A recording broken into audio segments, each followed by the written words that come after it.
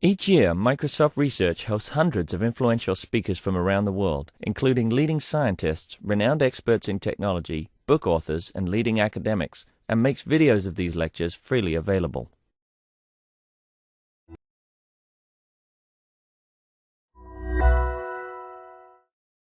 Okay, good afternoon. Very happy to have our own Alex Bocharov from here at MSR to talk about the incredible shrinking quantum circuit.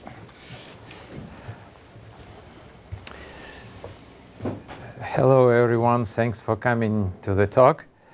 I work for about a year now in a pretty new Quark group, Quantum Architecture and Computation group. Although we are new kids on the block, we managed to make some progress. This would involve me, Krista Suvoră, and Yuri Gurevich from Research in Software Engineering group, who is also a well-known mathematician with a fairly broad background. So without further ado, let me start. The roadmap for this talk will be pretty simple. I'll give some definitions, and I'm afraid I have to spend 15, maybe even more minutes in the definition part. Then I'll give a couple of slides on the success story, which explains the title of the talk. We'll see which one was shrinking so much. And then dive straight into the math background of it, which hopefully would expose you to a source of interesting mathematics and open problems like that. And I will wound up with some open directions for further research. So the talk is on the key topic of quantum compilation. The quantum compilation is currently in its adolescence. So therefore, it keeps asking questions that sound simple, but actually incredibly complex underneath. So it requires some heavy guns to solve. Now, I will actually spend very little. I need very little from the actual quantum and quantum physics, from quantum work. Maybe I'll make just 2 or 3 statements to tie it in together. So an idealized version of quantum computation is as follows. You have a system that is non-deterministic. It's all quantum, inherently parallel. The process of quantum computation is iteration of the following loop. You prepare a quantum state, and you let it evolve, and then you measure the result. Repeat as needed. Now, so imagine you set up a Schrödinger cat cage, and let it evolve, and then see if the cat is dead or alive. So the mathematical model of the evolution is quite simply a unitary operator on a complex vector space. And this vector space dimension is a power of 2. Its dimension is 2 to the power n, where n is a number of quantum registers, or as they are called, quantum qubits. Now, the measurement is actually not a mere observation of the result. It actually has, according to the quantum first principles, a side effect, a systematic side effect of actually constraining a system to a smaller subspace. If you measure the result, and the measurement was to determine whether it belongs to V sub 0 subspace or V sub 1 subspace, then not only you kind of get a 0 or 1 as a measurement, but you also see the system collapse to one of those subspaces according to what was measured. But right now, this talk is almost exclusively about the evolution part. So it's almost exclusively about the unitary operator that describes the evolution of quantum system.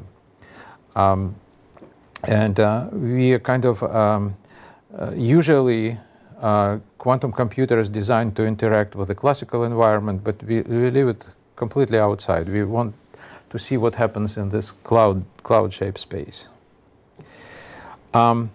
So here are some mathematical definitions. There is only one physical fact that is required on this slide, and then we are almost completely depart from physics. So qubit is a unit of quantum information. You can think of it as an elementary particle, which kind of governed by a Schrödinger equation. But from a mathematical standpoint, qubit has two basis states that is called up and down. Starting with Richard Feynman, people use ket notation. So 0 in ket is up and 1 in ket is down.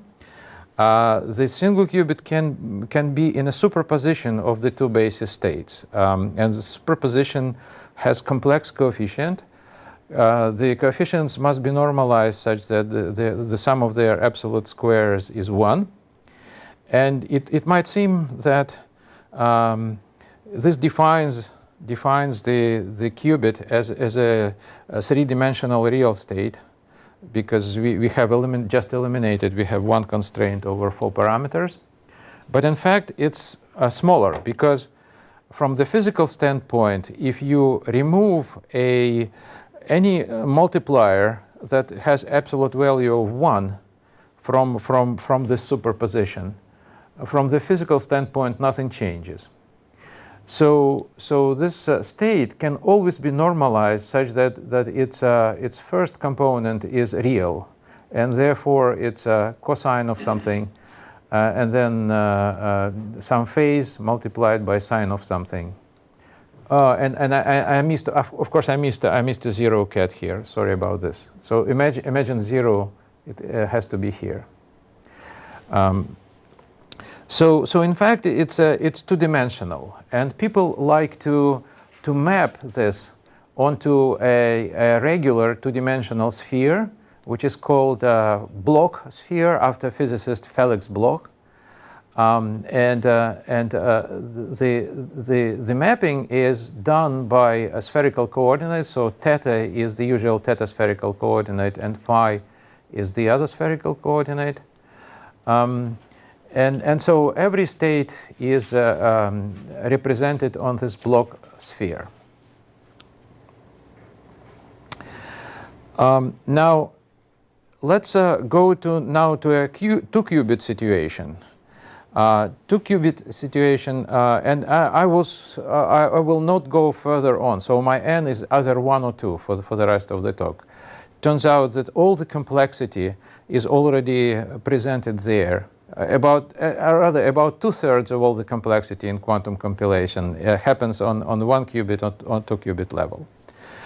So the two qubit state space now has 4 basis states: up, up, up, down, down, up, and down, down. And the evolution of a 2 qubit system is described naturally by a 4x4 unitary matrix. And there are special kind of matrices that are more interesting than the others, that are called controlled unitary. So a block matrix which has an identity on the left top, and some 2x2 unitary matrix on the bottom right, is called a controlled unitary. And again, starting from Richard Feynman, there is this little pictograms that people assemble in rather large circuits. The horizontal wires stand for qubits, and the boxes contain unitaries, and this kind of thing which is almost a musical notation, means control. So why is it called controlled? Let's take a look.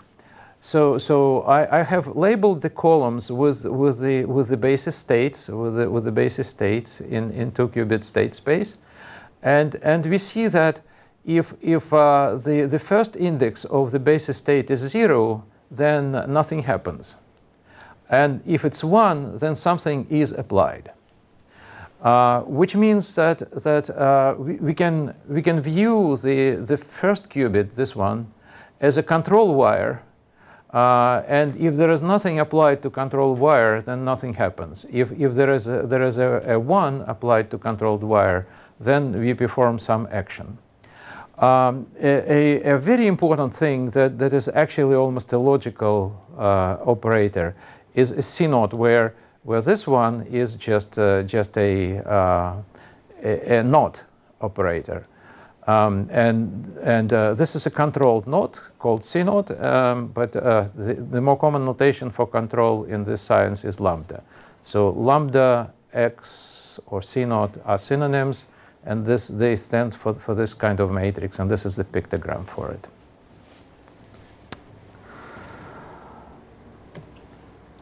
So it turns out, and it's a result going back to 1995, that any 2-qubit controlled operation can be decomposed into up to three uncontrolled single qubit operation, just operation on this one qubit on this one wire, and 2 C0 operations. And this is a fairly interesting decomposition.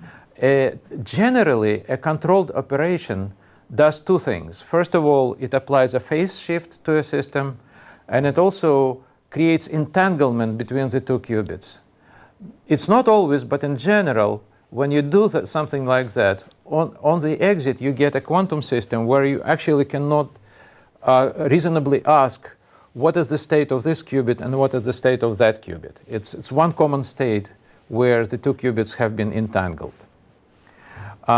So this is a rewrite of this situation, and this rewrite means that we want the phase operations, that we want to separate them out and isolate the interqubit interaction to some primitive, to just one C0 primitive.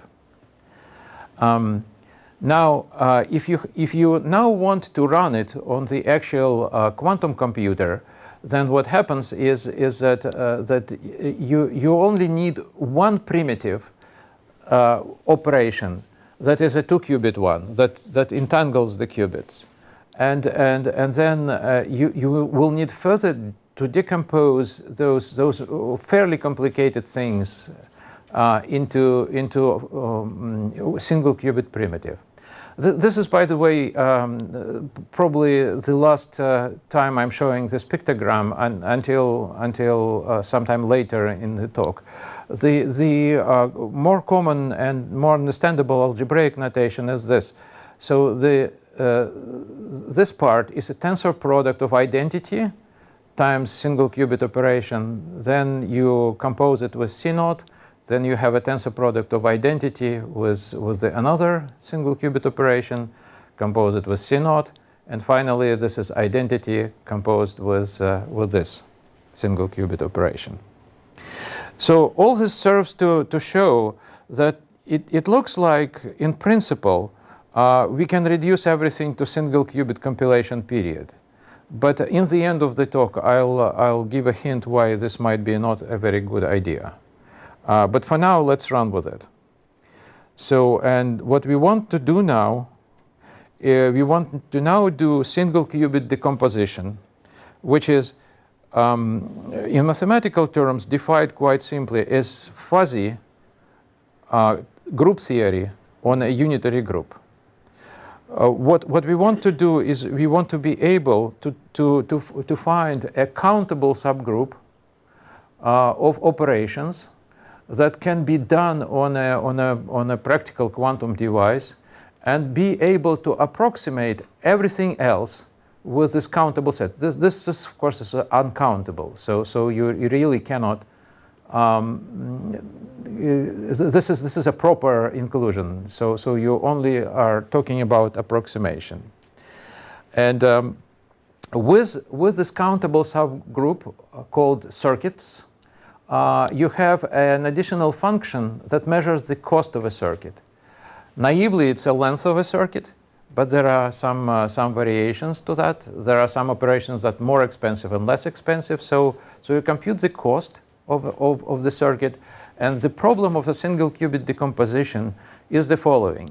Given a single qubit unitary operation in a unitary group, an epsilon, which is a desired approximation precision to which you want this approximated, and required to find the circuit in the circuit group such the distance between the circuit and this unitary is less than epsilon, and the cost of the circuit is optimal in some sense, either optimal period or asymptotically optimal. So the next very important question is, what do people believe in? What kind of circuits they think can run on a quantum computer with which approximate everything else? In other words, what are the primitives? And there is only a handful of things that people compose the circuit of, and we start with the simpler ones.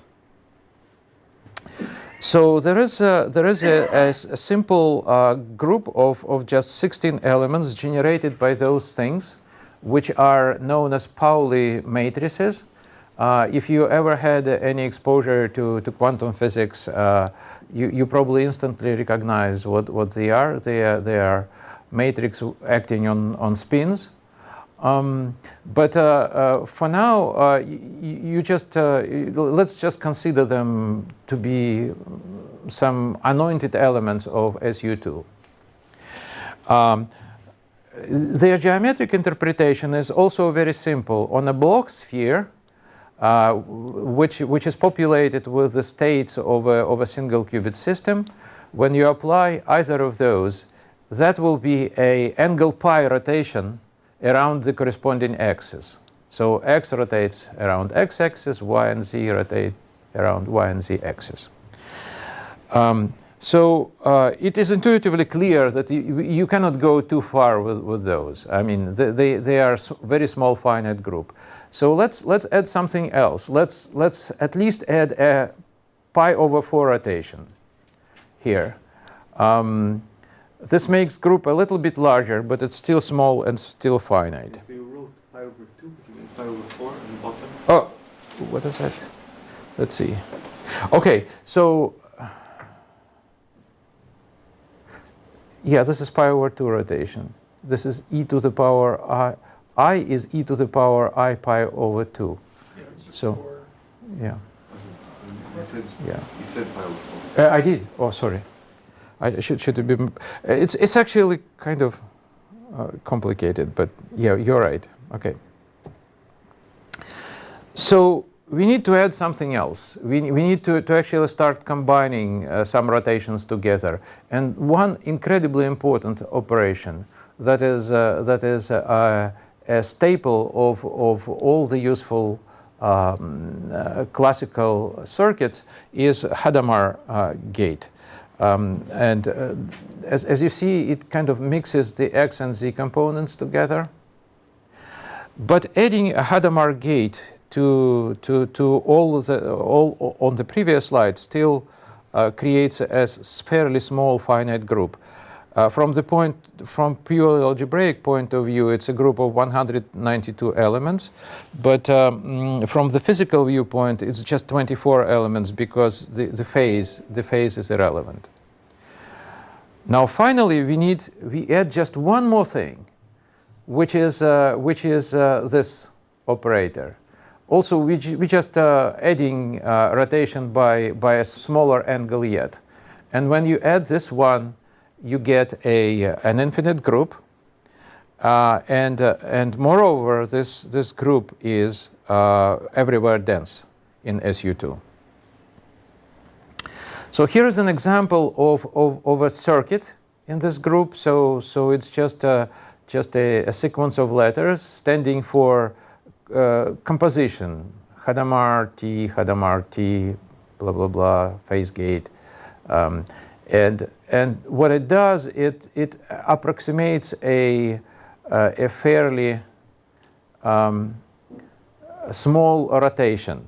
This circuit approximates a rotation by angle pi over 32 to a precision of about 10 to the power minus 4.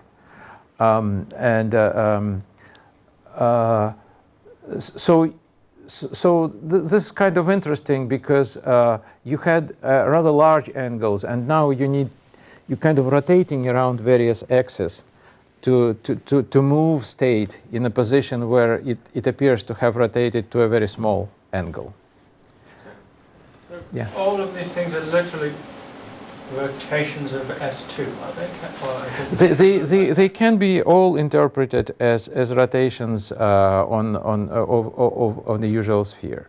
They actually so SU2 is almost the same as SO3. So they're almost as orthogonal rotation. It's up to a center of 2 elements, I think.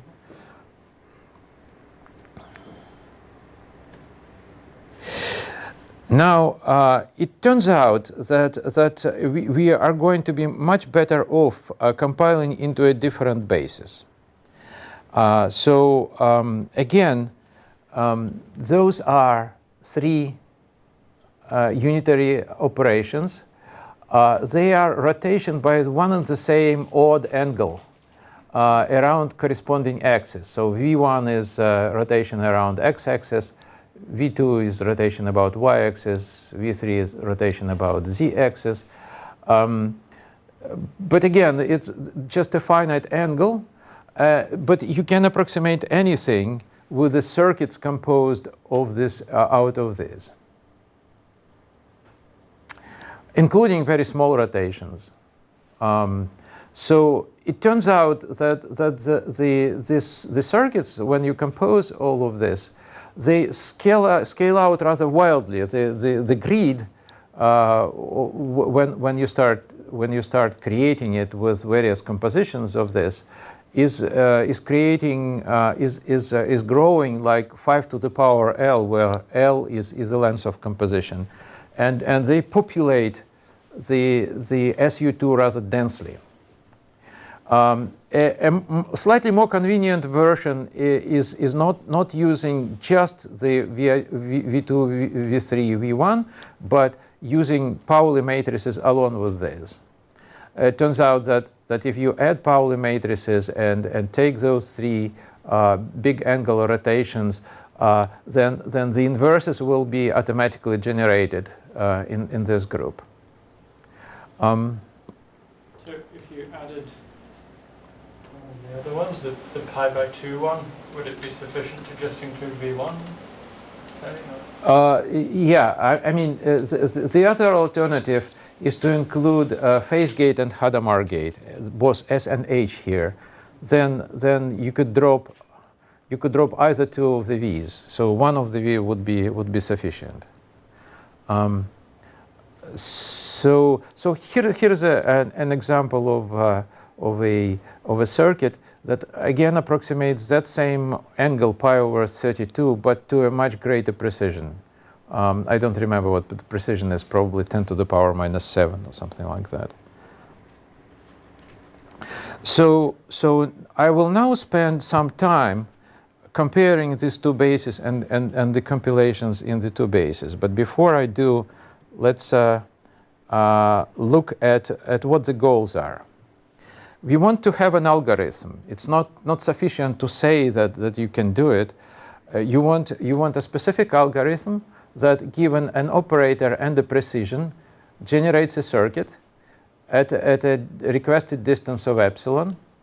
And we also want that the cost of a circuit be polylogarithmic in terms of 1 over epsilon. So polylogarithmic would mean that we actually want the cost depend on order of magnitude of epsilon only. And d is the degree of this polynomial that defines the polylogarithmic.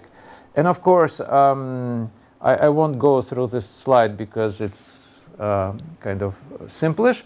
But anyone who ever done asymptotical analysis understands that the degree is much more important than the constant in front of it. So all the progress in year 2012 was around slashing this degree. And it's amazing how much happened in just 9 months of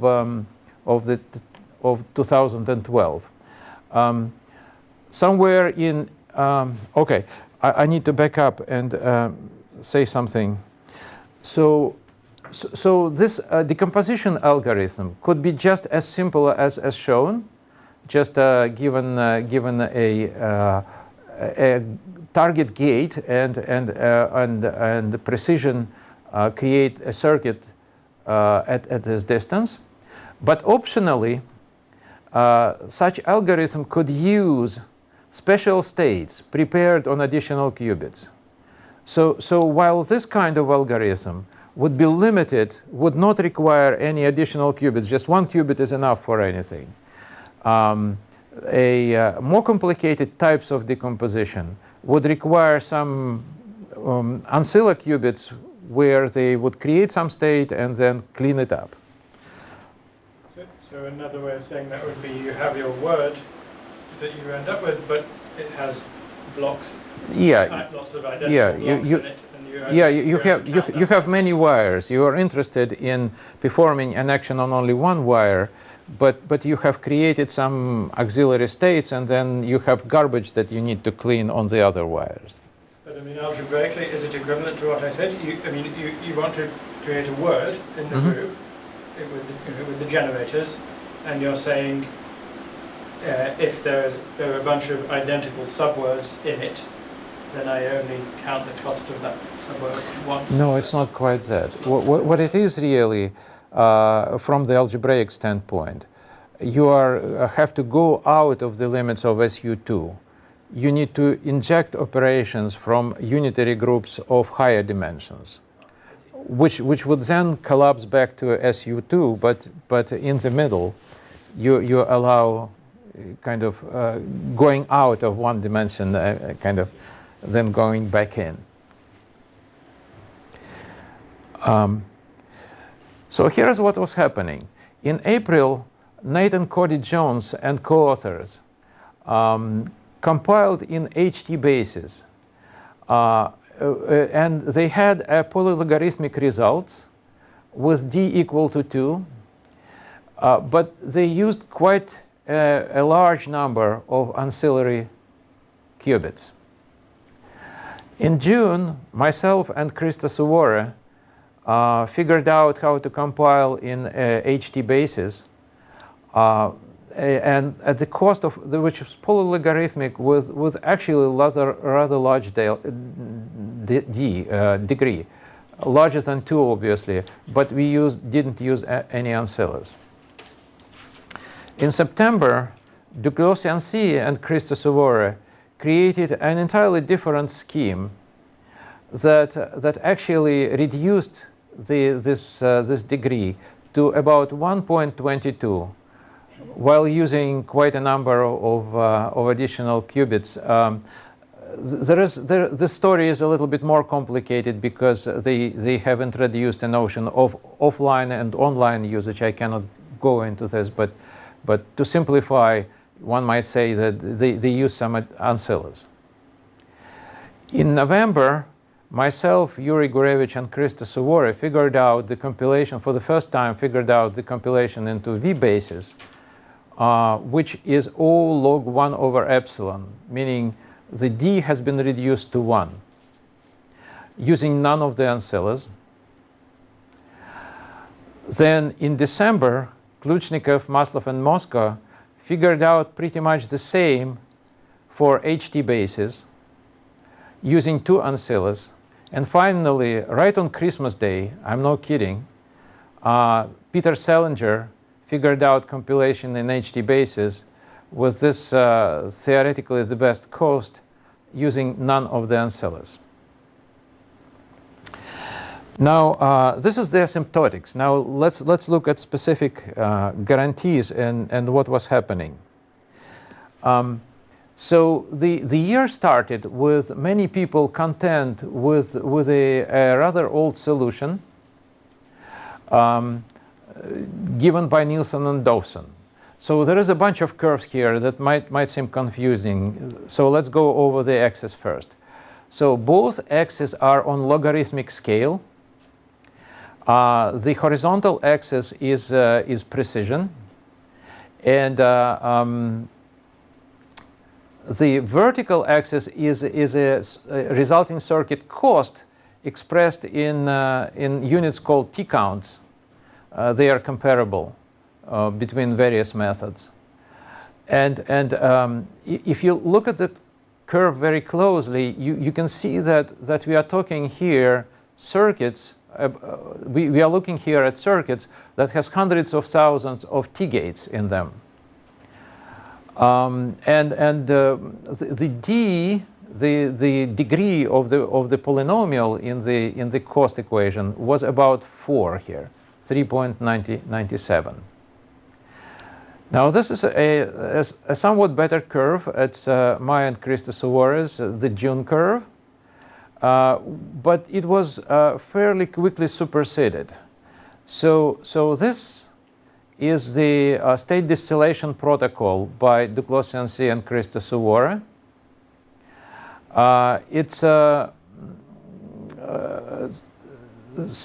seems one of the best ones on this picture, but it uses a bunch of ancillaries, as I mentioned before.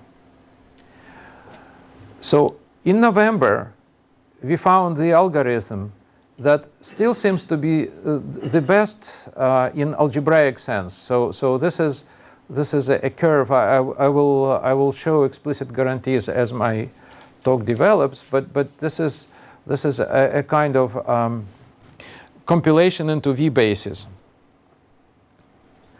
And if you see what happens here, right here you have about 140,000 gates, and here you have about 17 V gates. So then Kluchnikov, Maslov, and Moscow and Peter Selinger created the kind of asymptotically best solutions for HT bases, and they are represented by some of the curves here. So the red curve is Selinger's. And one might ask why this curve here was not the closure of a story and something else needed. The problem here is that V basis is very expensive to actually run on a quantum computer. So while algebraically this is a fine and interesting curve, in practical terms, the real curve is somewhere here. If you kind of factor in the current cost.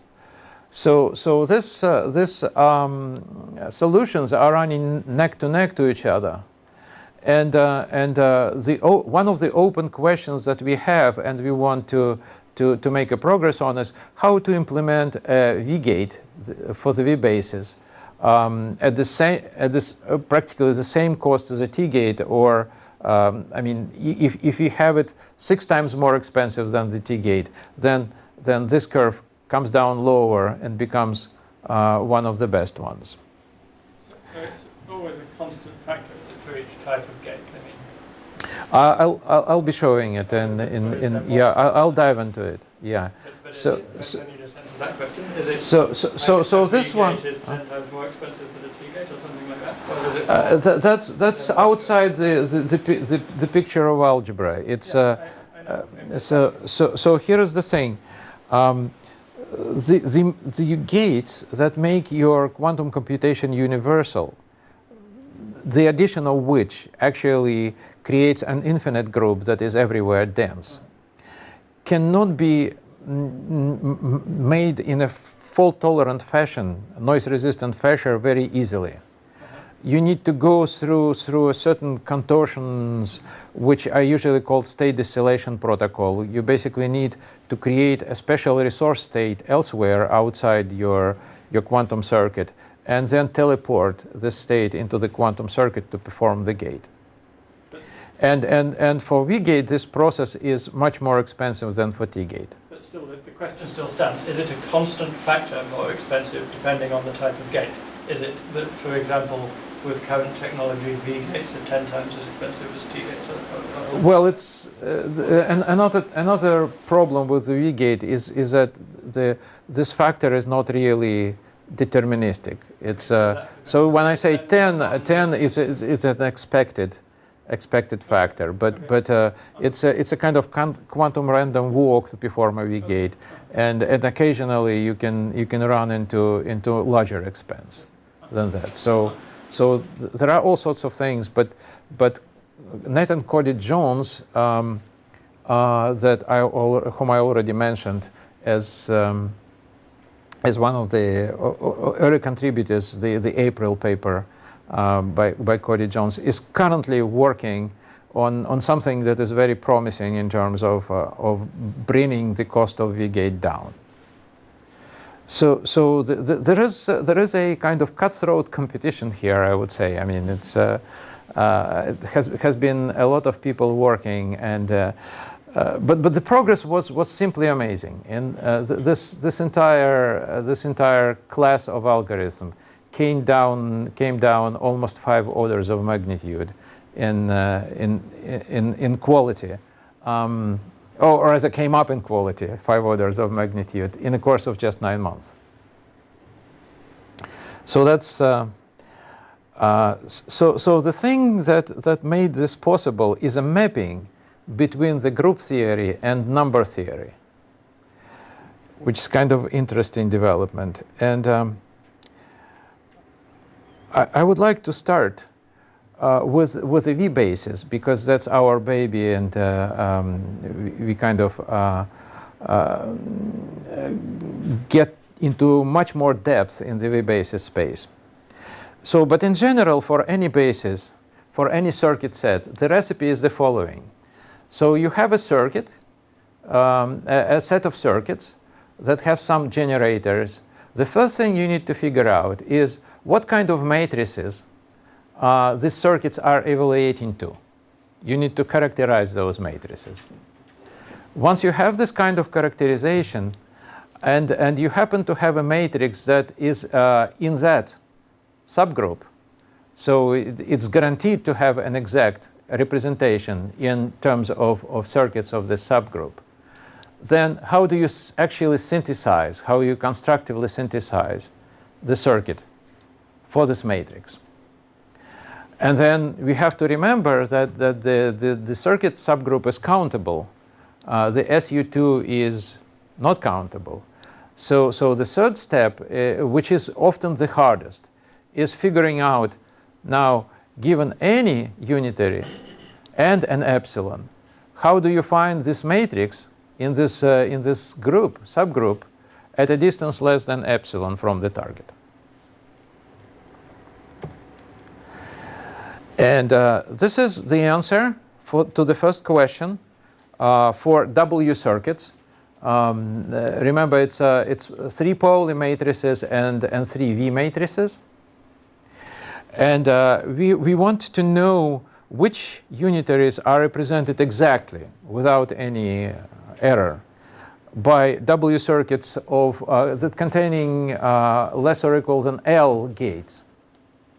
So it turns out that it's a integer coefficient combination of Pauli matrices divided by a normalizing factor that is a half integer power of 5. So that's the characterization. And once you look carefully at this characterization, and of course this is a property for these integers to have, for U to be unitary.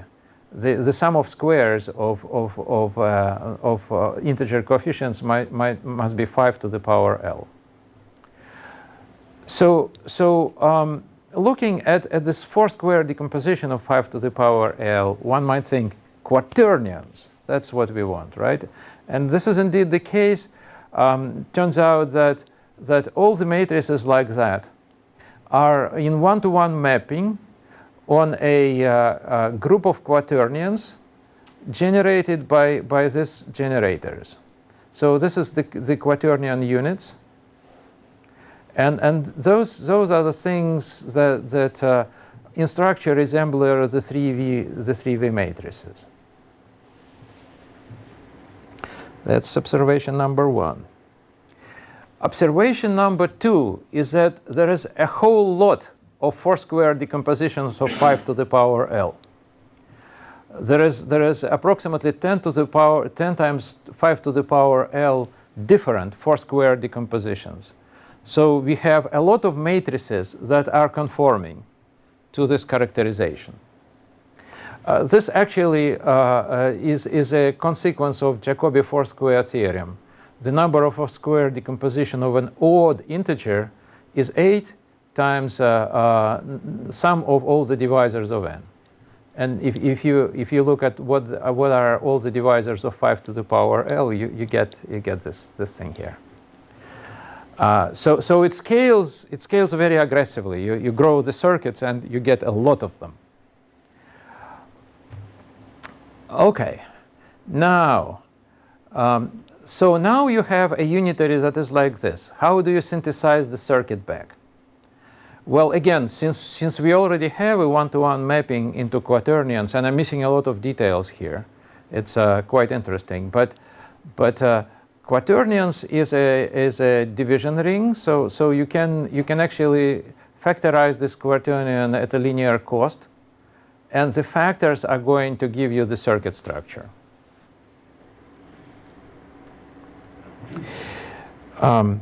So that's the first two questions answered. What is the characterization? What are the matrices that are representable as W circuits, and how do you synthesize them? But then the difficult part of the problem is when you have a target gate here, how do you find something that is very close to it? So let's talk about this picture. This is really not a two-dimensional sphere in three-dimensional space. This is a kind of symbol here for three-dimensional sphere in four-dimensional space. So this is specifically a sphere of radius 5 to the power half L. Or you can think of it as a quaternion sphere if you want. But it turns out that you have a very good chance of getting as close as 5 to the power minus L over 3 with circuits of a length L or less to any target. It's actually not a guaranteed. It's a kind of average. The worst case distance is slightly larger. But assuming for a second that all those 10 times 5 to the power L grid points were distributed perfectly uniformly on this sphere, then you would get on average about 6 points in this neighborhood. You just compute the volumes. It's really pure geometry. There is nothing more scientific. So you can hope to find at least one. Sometimes there isn't, but on average there is 6 points here. So you need to do a direct search. There is no other way around it. Finding a handful of points out of exponentially many is complicated. There are some optimizations that I'm not going to go into. You can actually practically do it on a classical computer up to L of about 34. But we need a better solution. Before I'm going to be talking about what the better solution is and what setup for the better solution is, an example. So here's a target unitary from a semi-symmetric structure of it, you can guess that it's really unitary. And this is a U matrix, a matrix, a conforming matrix, which, as you can see, consists of integers, of Gaussian integers divided by square root of 5 to the power 34. And that's that 34 suggests that you can read off a circuit of V count 34 from it. And this is a rather good approximation of this target. It's the distance is 8.5 to the power 10 to the power. It's 10 to the power minus 9 order of magnitude, which is a rather good one. Of course, the sum of all the 4 integers is 5 to the power 34, and you can easily read this thing out. It would require at most 204 trial quaternion divisions, which is a kind of just a little bit more sophisticated than integer long division thing. And in the end, you have a dangling Pauli matrix. This is how it happens. You kind of divide things out, and the norm of the quaternions goes down, down, down until the norm of quaternions is 1. And only Pauli matrices correspond to quaternions of norm 1. So this is all good, but we want a higher precision and we want a faster algorithm, even if we have to sacrifice something. So here we need to go even deeper into number theory and make an open conjecture that is still unproven. However, it's similar to the conjectures that our colleagues in HT basis space, Khlyushnikov, Maslov, Moscow, and Selinger is making. Here is the conjecture, and it's kind of dense. So let's consider a prime number P, and let's consider a three-dimensional sphere in four-dimensional space of radius P to the power half L. Let's look at all the integer grid points on this sphere. So A, B, C, and D are integers now. As I mentioned a couple of times before, there is O P to the power L of those grid points. There are many. And if you project this grid sitting on this three-dimensional sphere on any two-dimensional coordinate plane, of course you get a bunch of integer points, or Gaussian integers, if you will, on a two-dimensional plane that are within the circle of radius P to the power half L. So this projected points have a certain density among all the Gaussian integers that could be found here. And this is a simple fact what the density is. It's about 1 over L. It's an easy geometry.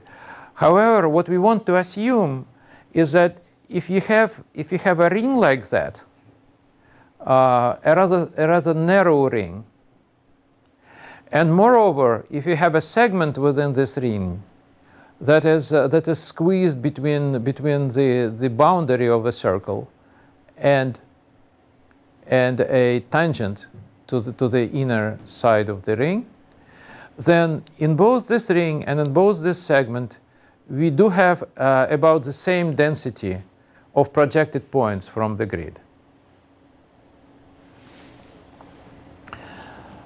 So we want to hypothesize that in this ring there is approximately this many Gaussian integers, and we want to posit that about every else of them is a projection from the four-dimensional grid. And in this segment, there is approximately so many Gaussian integers, and we want to posit that about every else of them is the projection from the four-dimensional grid. So there are we read a bunch of literature on number theory, and this is tough. I mean, this is tough. Then we run some simulations, some experiments with p equal to 5 and p equal to 13, which is kind of the closest suitable p's to run. And we didn't find a single counterexample, no evidence that this is not true.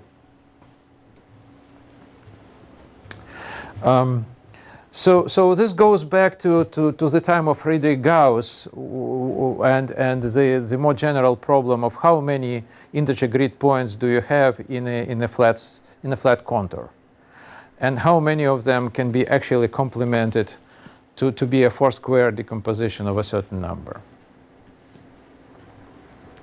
So let's assume for now that this is true. It actually, our algorithm based on a quantum leap, leap of faith,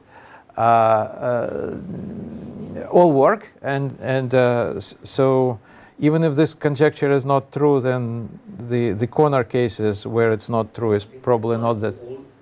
No matter where you put your blue segment. Well, no. This blue segment is so this there is a constant. Yes. So this radius is p or L over 2, and this constant is greater than 2. Yeah, but you can rotate A. Yes, you can rotate A. And still you expect many fewer points in A projecting into A than into the ring.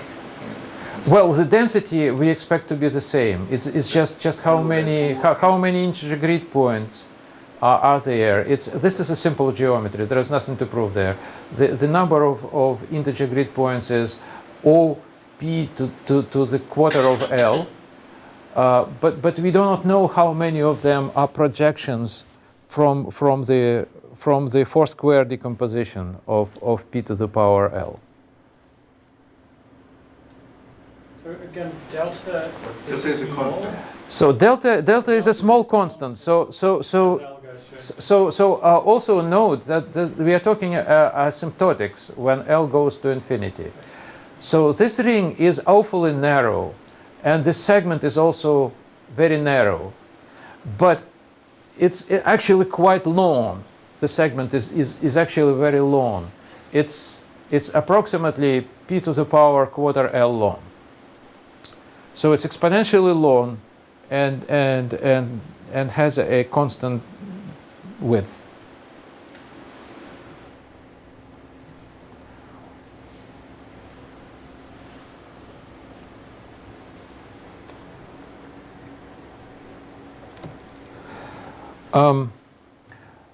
So here is what's happening now. We start with approximating a special kind of unitaries, which are just z rotations, rotations around z axis on Bloch sphere to a certain power.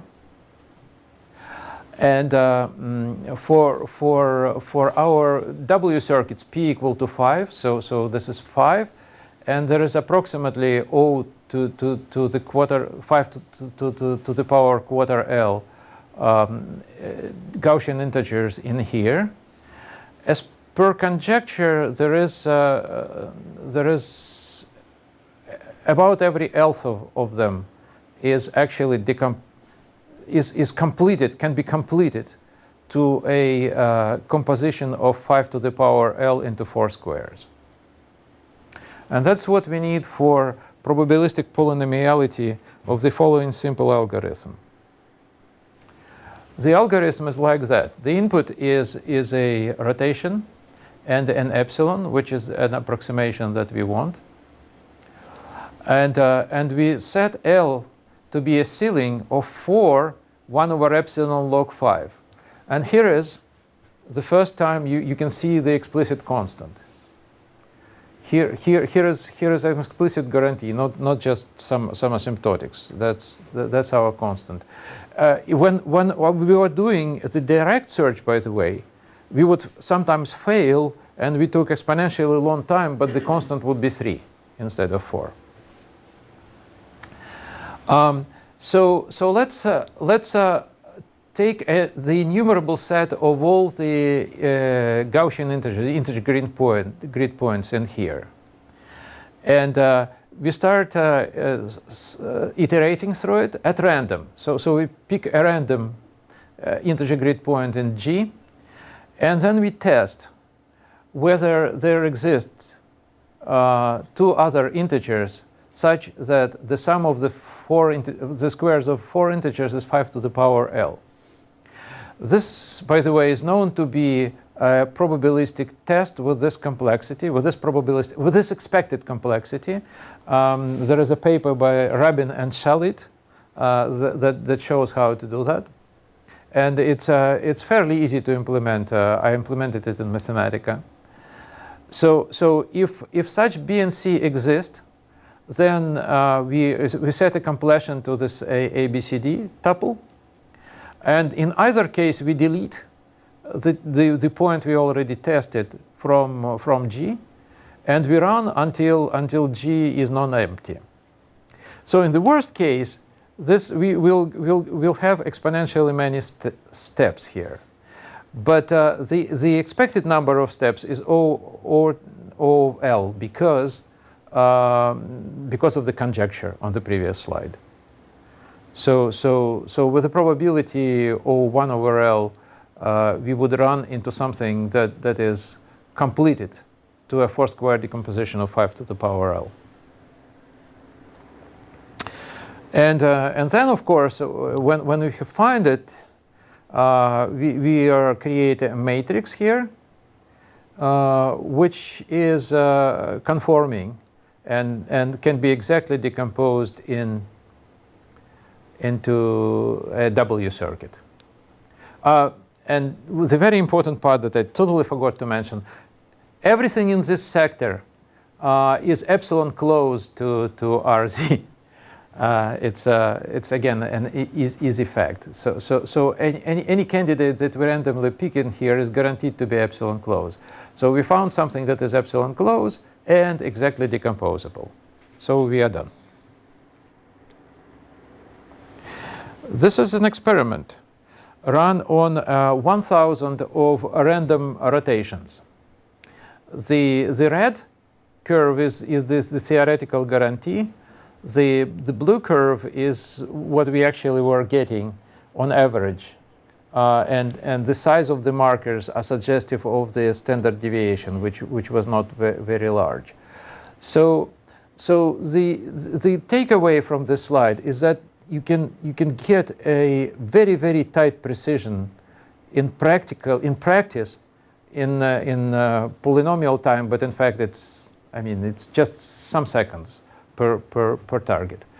Now the tight match between blue and red curve is really not very insightful because the algorithm is actually designed to bail out as soon as any suitable candidate found. Maybe if it was allowed to run somewhat longer, it would find an even better approximation.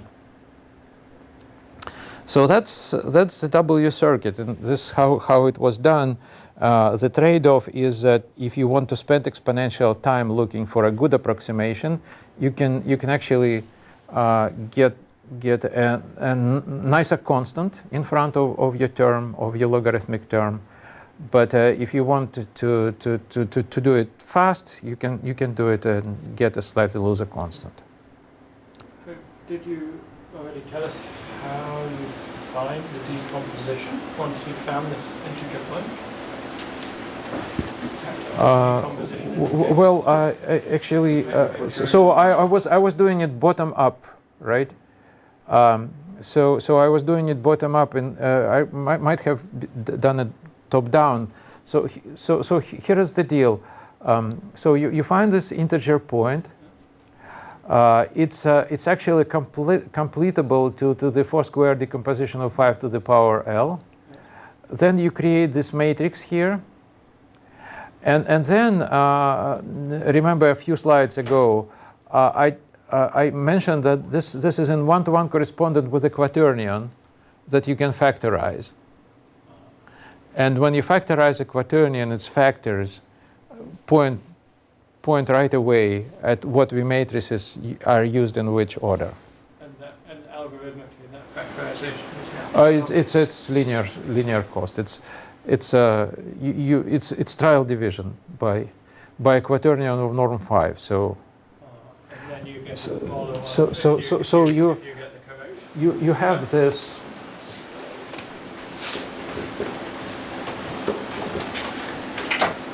That's your quaternion, and this is the ones that correspond to the V bases.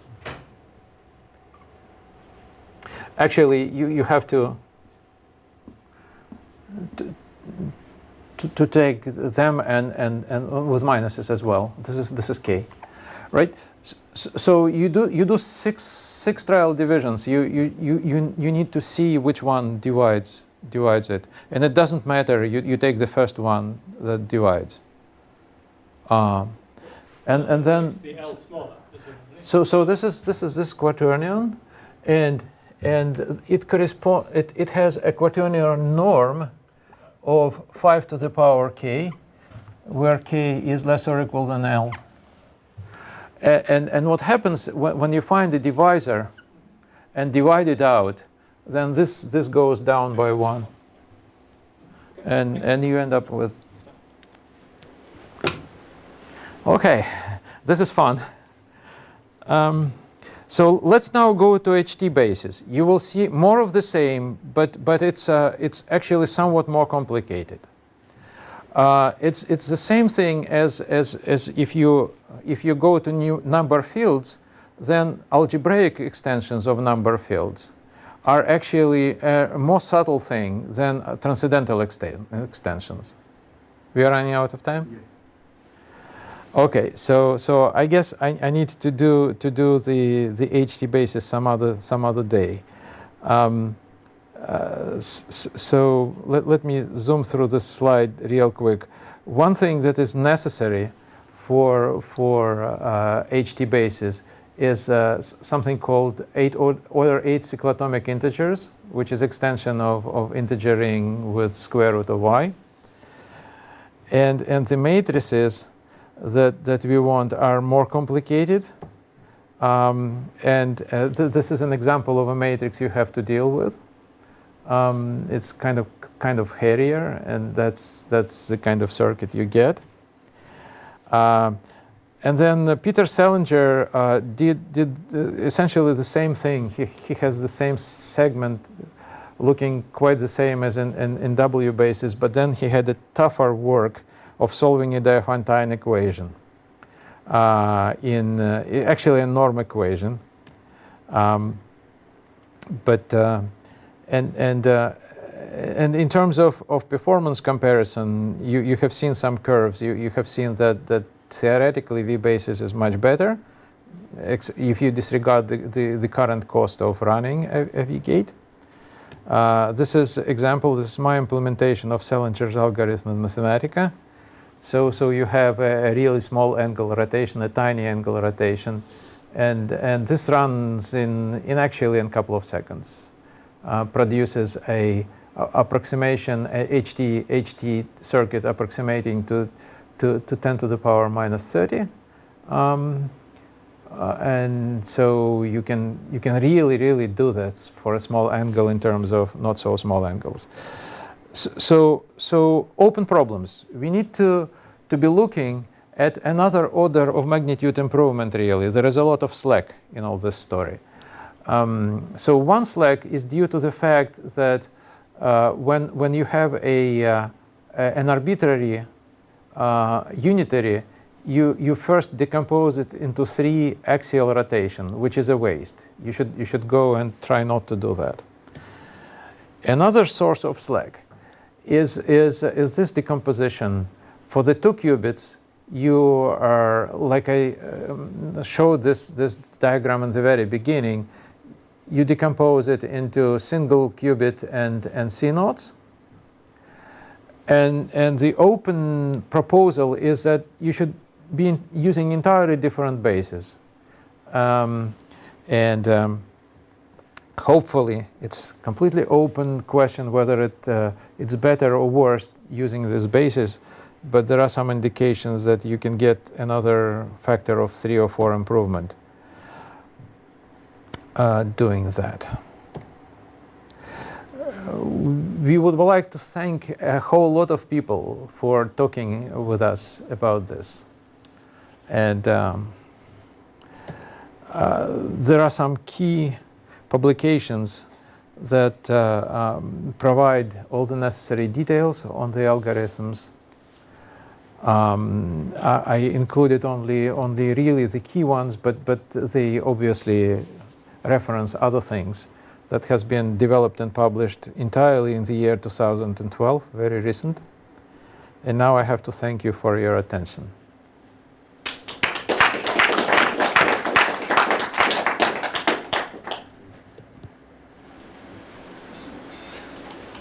Just one thing for clarification, the curves you showed us in the log 1 over epsilon results, they were conditional on this conjecture? So the number of points? It's not, the curves are the quality of the resulting circuits. Right. And they are not conditional on those conjectures. What is conditional is the classical cost of compiling a circuit.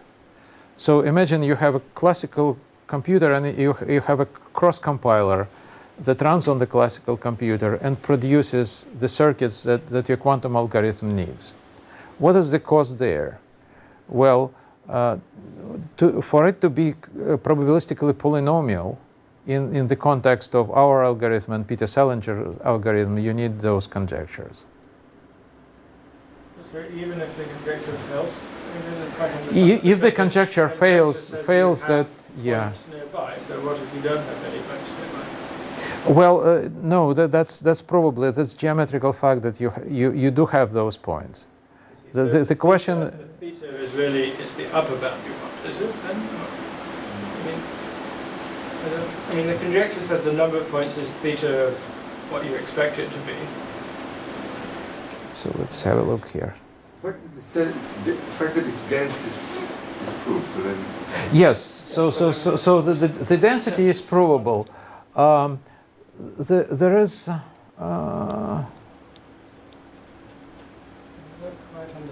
Oh, okay. Yeah, I think you are right.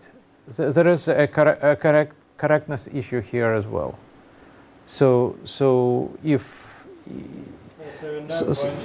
So theoretically, there could be, in this region, there could be no Gaussian integer that can be completed to the projection of a 4-dimensional grid.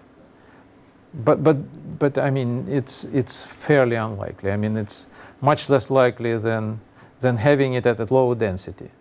What could rather go wrong is that you do have those points, but you have only a handful of them.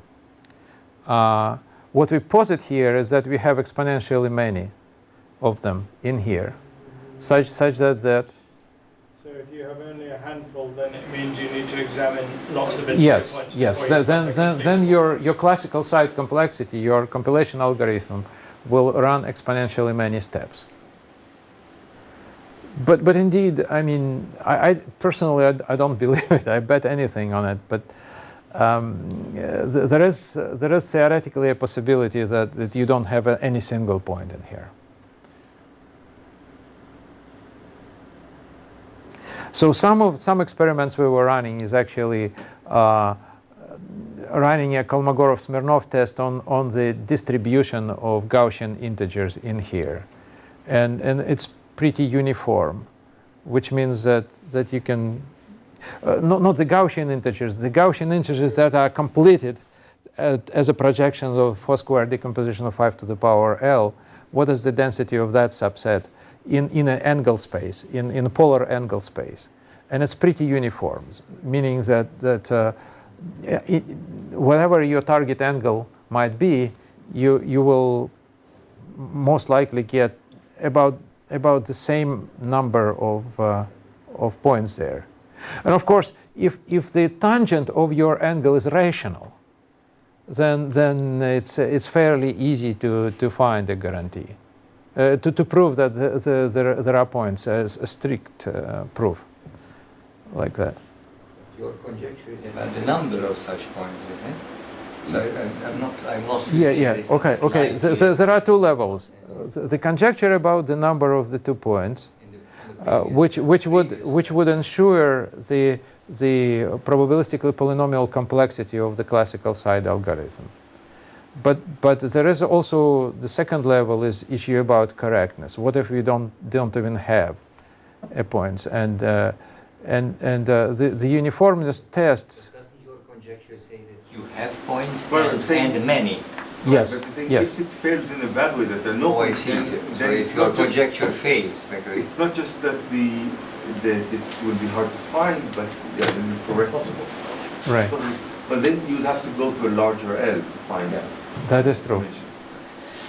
There are all sorts of tricks. You don't really have to approximate this particular angle. You can shift it a little bit and rerun. But we never had to do that. It just works so far. Right, but as far as just a theoretical Yeah. guarantee, Yeah.